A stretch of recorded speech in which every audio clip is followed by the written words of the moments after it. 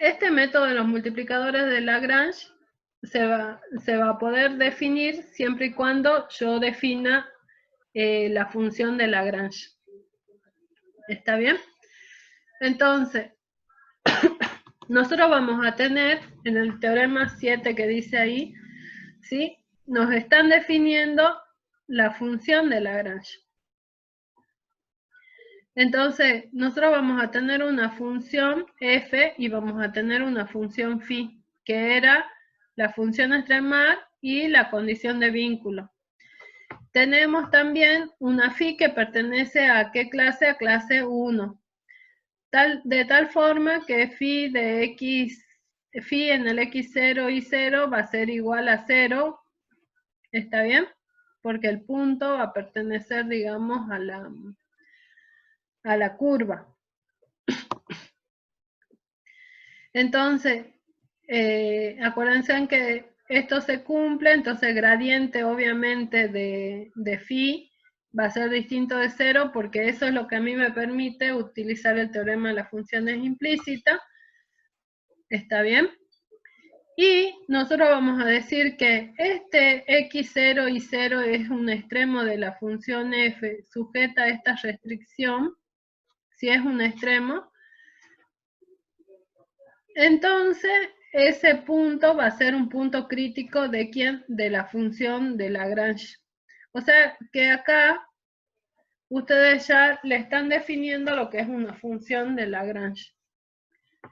Esta función que tengo acá se llama función de Lagrange. ¿Está bien? Este lambda que tengo acá es lo que uno llama multiplicador de Lagrange. Por eso es que dice, este es el método de multiplicadores de Lagrange, porque me aparece, ¿qué cosa? Los lambda. ¿Sí? Entonces, ¿qué me asegura este teorema? Me asegura que los extremos de la función f sujeta a esta restricción va a ser un punto crítico. ¿De quién? De la función L, que va a ser la función de Lagrange. Esto me permite a mí, primero, definir la función de Lagrange y de ahí poder calcular qué cosa, los puntos críticos. Entonces acá les presenta de vuelta el problema, ¿sí? Y si el punto verifica qué cosa. Cuando yo quiero calcular los puntos críticos de esta función, entonces calculan qué cosa, la derivada. Fíjense, la derivada va a ser el gradiente de f más lambda por el gradiente de phi.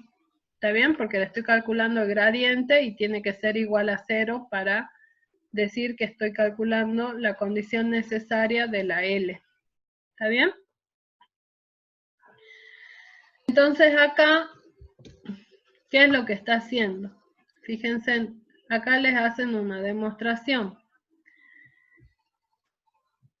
Entonces, parte de lo mismo, digamos, vieron que ustedes tenían la condición necesaria, que la condición necesaria a nosotros nos decía qué cosa.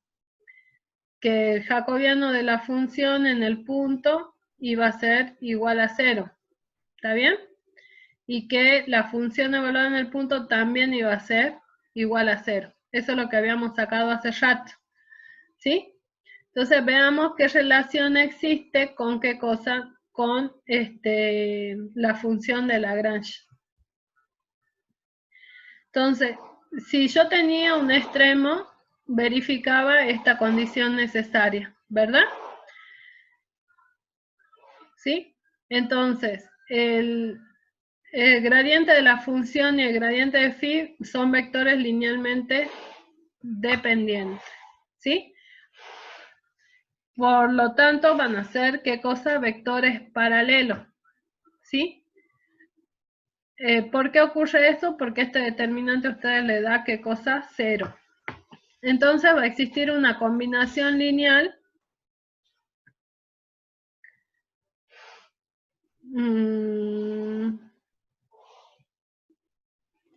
en donde, ¿qué es lo que va a ocurrir? el lambda por el gradiente más el lambda por el gradiente de phi va a ser igual a 0 y ¿qué es lo que pasa? Uno de los lambda puede llegar a ser, ¿qué cosa? Distinto de 0. ¿Sí? Tiene que ser uno distinto de 0. Entonces, ¿qué es lo que sucede en ese caso? Despejan el gradiente, ¿está bien? Y como uno de ellos es distinto de 0, en este caso están tomando que el lambda 1 es distinto de 0, nosotros obtenemos esta expresión, ¿está bien? Entonces, si lambda 1 es igual a 0, la combinación lineal, esta combinación lineal me quedaría solamente el lambda 2 por el gradiente de phi, y eso tendría que ser igual a 0, ¿sí?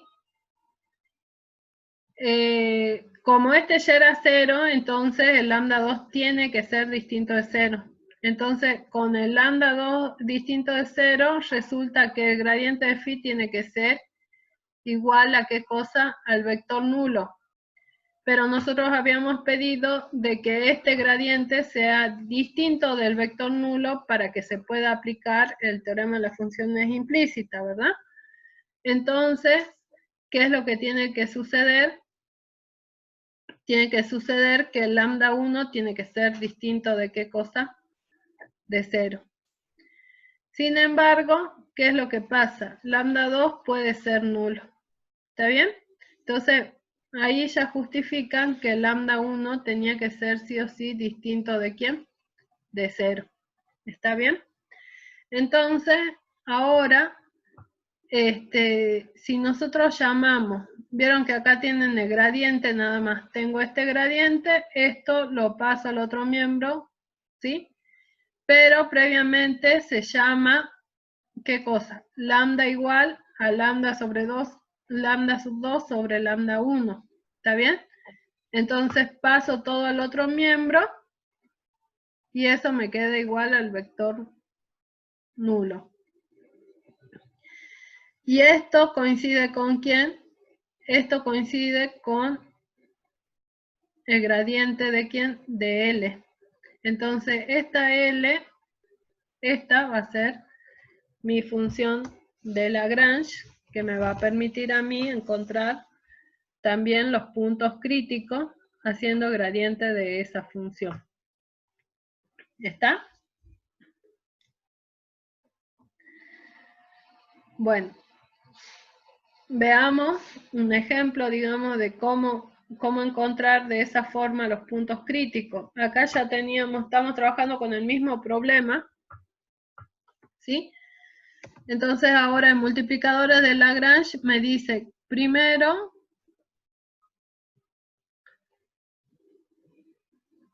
que yo voy a tener el problema, ¿que no? El problema va a ser la función extremar, que va a ser la función x por y, y teníamos la phi, que va a ser, ¿qué cosa? Y más x menos 10 igual a 0, ¿verdad? Lo que me dice es que voy a encontrar la función de Lagrange. La función de Lagrange va a ser igual a x por y más, ¿qué cosa? El lambda por y más x menos 10. ¿Está bien? La condición necesaria, ¿cuál sería? Me dice que los puntos críticos de esta función van a ser los mismos puntos críticos que utilizando la condición necesaria o resolviendo como en análisis matemático 1. Entonces veamos, acá vamos a tener L de X, L de Y, y en este caso también me estarían hablando del L de lambda. ¿Está bien? Que yo directamente digo la condición de vínculo, pero bueno. El L de X en este caso, ¿quién va a ser? L de X va a ser Y más, ¿qué cosa? Lambda.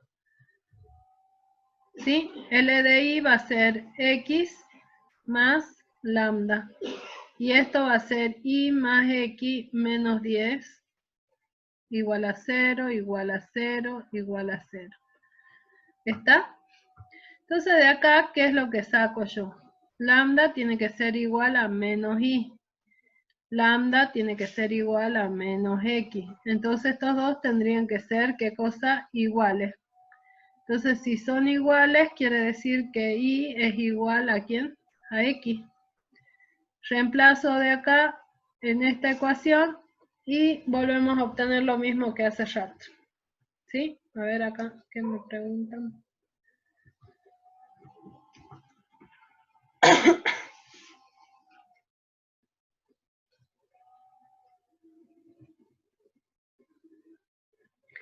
Sí, se toma el signo negativo, ¿no?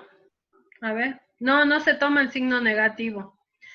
En realidad ustedes le pueden poner signo positivo o negativo, eso no va a cambiar en nada, ¿sí? ¿Por qué? Porque la phi en realidad va a valer ¿cuánto? La phi en el punto va a valer 0, entonces lambda por 0 me va a dar 0, ¿está bien? Pero acá no le colocan el signo, ¿por qué? Porque de esa forma hacen que todo esto sea el lambda. Entonces, acá me quedaría menos lambda por el gradiente de phi. Cuando lo pase al otro miembro, me queda el signo acá positivo. ¿Está bien? O sea, uno puede tomar lambda positivo o lambda negativo. En distintas bibliografías, ustedes van a ver de que eso puede ir variando. Algunos los presentan como más, otros los presentan como menos, pero lo único que cambiaría sería ese signo, que cuando ustedes lo multiplican a ese lambda por 0, esto me va a devolver 0, digamos. Entonces no varía mucho el signo, ¿está? Pero sí, nosotros le ponemos sin signo acá, ¿por qué? Para que quede más bonita la expresión nada más. ¿Sí? Es para eso nada más, chicos. Pero ahí es independiente ahí el signo que le pongan. Le tienen que dar lo mismo. Y en este caso, fíjense en que de vuelta llegamos a la conclusión de que x es igual a 5 y el y va a ser igual a ¿qué cosa? A 5 también. ¿Sí? O sea que ustedes están viendo que pueden determinar puntos críticos de distintas formas. Uno, como en análisis matemático 1. El segundo es utilizando la condición necesaria, que es jacobiano de f phi con respecto de que y era 0, más la condición de vínculo. Y otra es armando la función de Lagrange, ¿y qué más? Sacando las derivadas e igualándolas a 0, ¿sí? Pero de esas tres formas yo voy a encontrar, ¿qué cosa? El mismo punto crítico. ¿Estamos hasta ahí?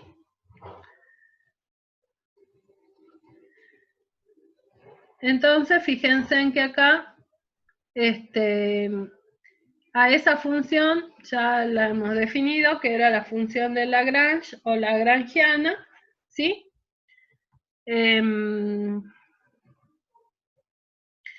Dice que